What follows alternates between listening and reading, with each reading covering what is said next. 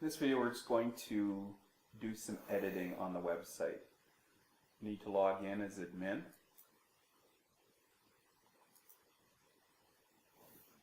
And here in this video, we're going to talk about the latest news. To post a news story, we want to be under admin, create latest news post.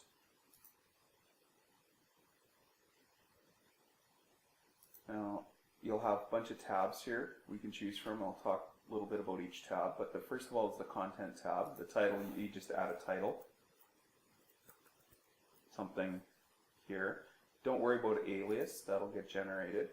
And this is the content of the body for the news story.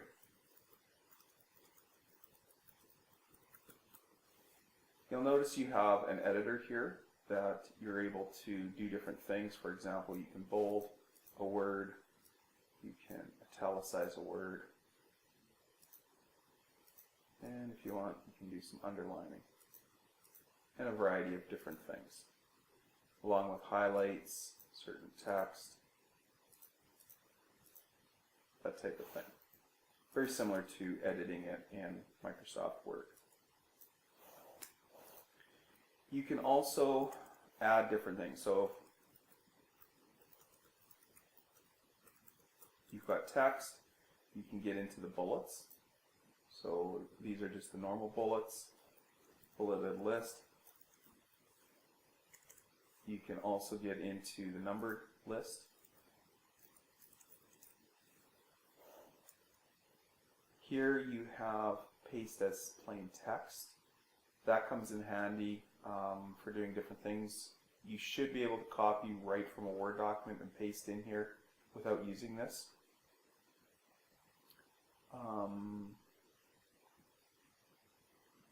This one right here is really important if you would like to insert an image.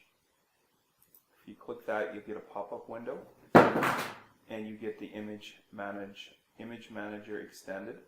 And you'll notice here, if we scroll down, there's three panels. One panel, the middle panel, and then a panel over here. These are a bunch of folders on the system currently. So for example, if we go into content, these are some images used on the website.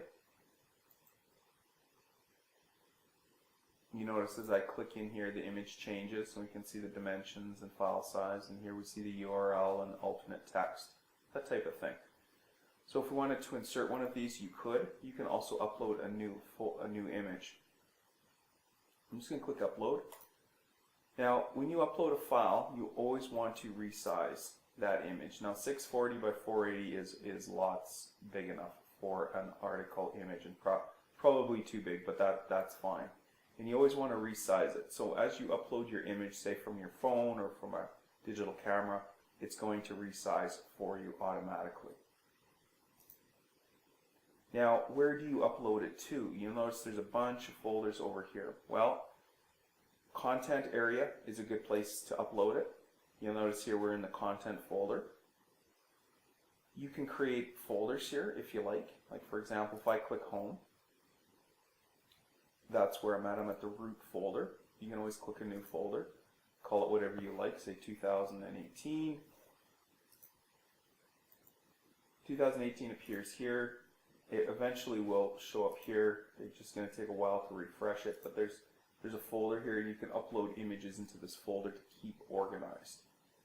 And then you just insert them. So I'm just going to go back to content. Let's say I wanted to insert this image. I click on it. When I click on it, I want to make sure that the URL appears and the alternate text appears. You can align that image to the left, center, or right. If you want to provide a little bit of a margin or white space around it. So for example, if you take a look over here, this is what's happening. Like for example, if I go to the right, text will automatically wrap around it if you move it to the right. And you want to provide it a bit of a margin. I always put usually a 5 pixel margin in it, and it's just 5 pixels all the way around so that the text doesn't butt up against the image. And then you can just go down here and click insert. And there it is. Now, this is a large image. As I mentioned, it's 640 pixels wide. You can just click on that image And I wouldn't do this if the image was larger, but 640 is fine. You can click on it. You'll notice the handlebars appear, these white dots. You can click and drag one of those and it'll maintain the dimensions, the width and height for proportion. So that image appears right there. You can also grab that image and move it around a little bit. It's hard to do, but usually if I take a look and I look at my cursor, wherever I put my cursor, that's where the image will float to, so it's on the right hand side. If I don't like the image there, I can just click it to select it and then just delete it with my keyboard. Another important thing, this is title. Like the title will show up large, but if you wanted to highlight something and change it to say H2 tag, it's going to be an H2. This will probably be an H1, quite a bit larger. If you wanted to change the font, you can. There are some simple system fonts that you can change things to. Typically, I just leave it as the font that the site is, and I don't play around with that. Documents. I would like to say insert a PDF document. Well, let's do that. So this is right beside, so you've got an image button here, and right here, there's a little document with a link on it. It says Insert Edit File. Click on this and you'll have a pop-up window very similar to the Image Manager Extended, except this time it's called a File Manager. And here's where we're going to enter our files. Now you notice I had created that 2018 folder in the Images folder. Well, all those folders you see here as well. If I don't want that 2018 folder anymore, for example, I'll just click Home, and I'll click that folder, and then I'll come over here and click Delete. Get rid of that folder.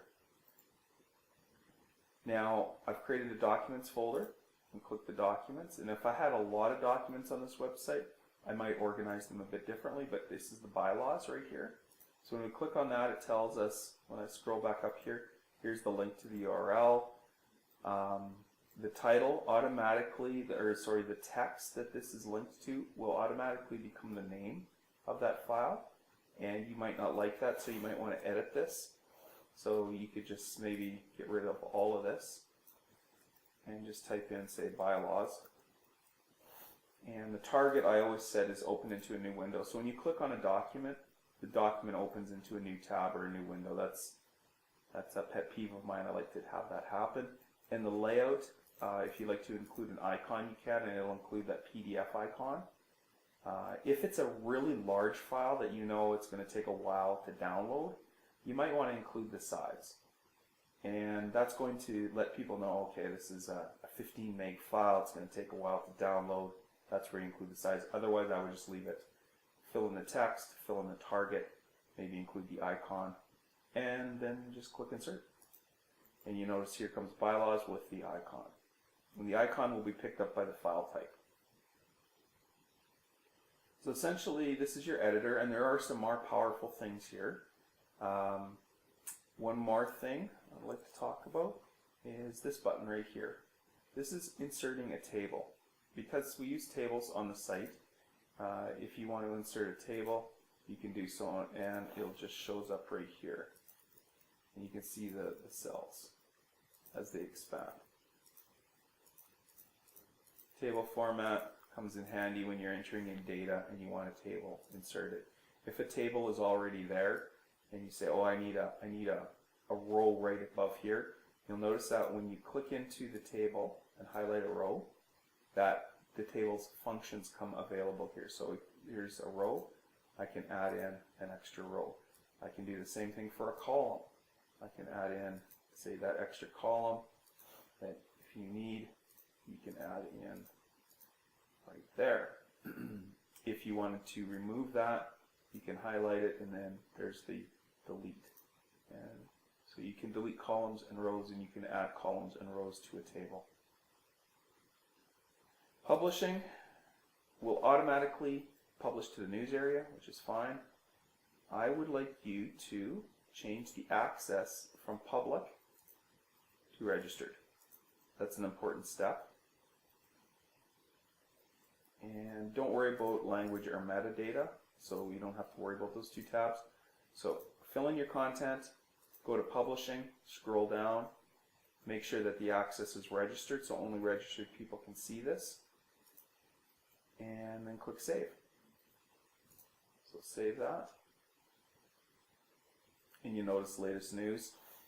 On the front page, we have this appear. Now, I would prefer, I might change this around so that this will appear at the top.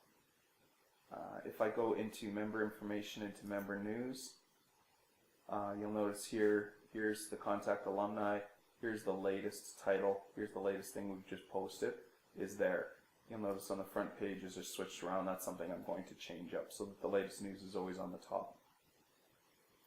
Now, if I want to edit this, or for example, I'd like to delete it, because let's say it's no longer relative, or it's just a test article, and I want to delete it, I'll have to go to member news. And for each news article, you'll see as an administrator, you'll have the edit button. So let's just go here to click edit. Now, as I mentioned, when I go to the publishing area, you'll notice down here it says registered. Let's just take this registered. Actually, leave it there, sorry. Let's go to status is published. Let's change this to trashed. Click that to trashed, click save, and it says message article is saved. You'll notice on this page it's gone, and if we go to the home page, it's also gone. Now, that is how you create a latest news post. So I've talked about how to create that post, how to insert images, how to insert documents. It's going to be this very similar as you go throughout the site.